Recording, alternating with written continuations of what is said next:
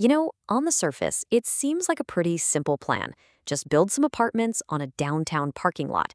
But in Fresno, California, this one project, well, it's become a whole saga.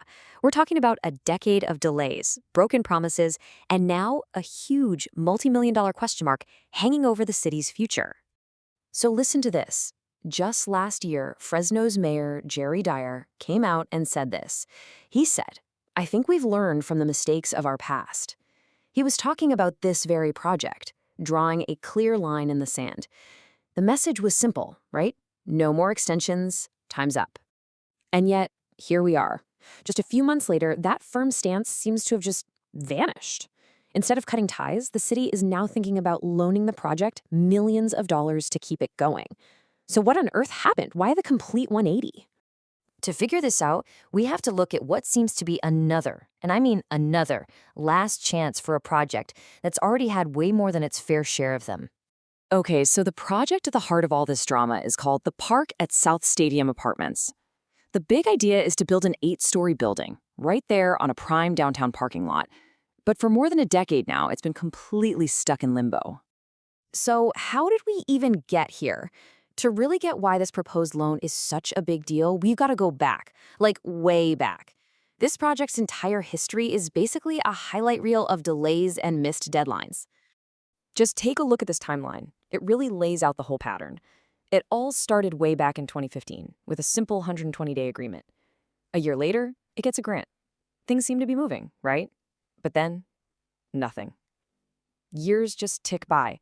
By 2022, the City Council has clearly had enough, and they actually deny an extension. But okay, one more shot. In late 2025, they make a new deal with a firm drop-dead date. But when that date arrives, instead of the project being terminated, this new plan for a city loan pops up.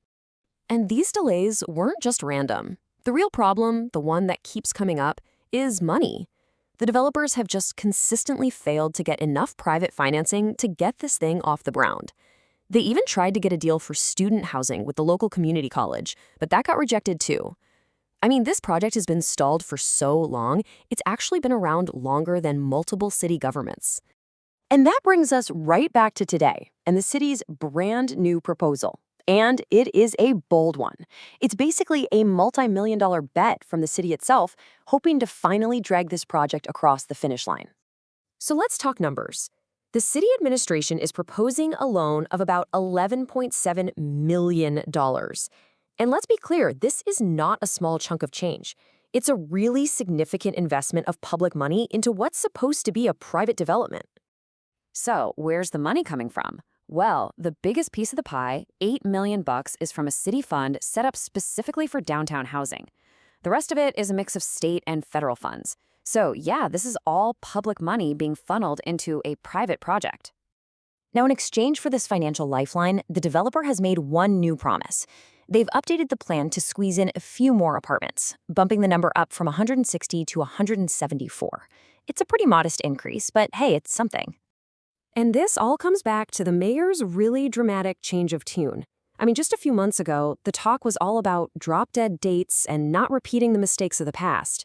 Now he's championing a creative financing plan that's designed to make this exact same project profitable for the developer. So here's the new justification. The mayor is now arguing that this city loan isn't just about saving this one building.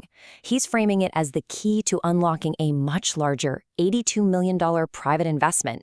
He's saying this will be the catalyst, the spark that finally gets a wave of new development going downtown.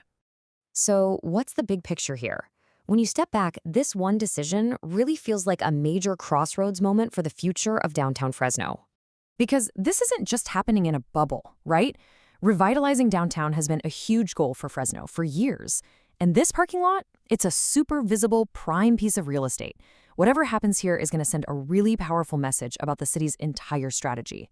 Which leaves the city council and really all of Fresno with this fundamental question. After a decade of waiting, is it better to double down with millions of public dollars on this decade-old promise? Or is it finally time to say, you know what, enough is enough, and open up this prime spot to some new ideas and maybe some new developers? The answer to that is going to write the next chapter for downtown Fresno.